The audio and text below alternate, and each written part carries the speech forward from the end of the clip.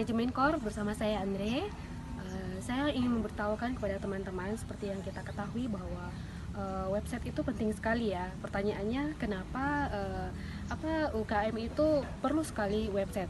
Untuk sekarang ini zaman digital seperti ini, saya rasa UKM itu sudah harus mengembangkan sayapnya untuk mencari customer itu secara lebih luas ya.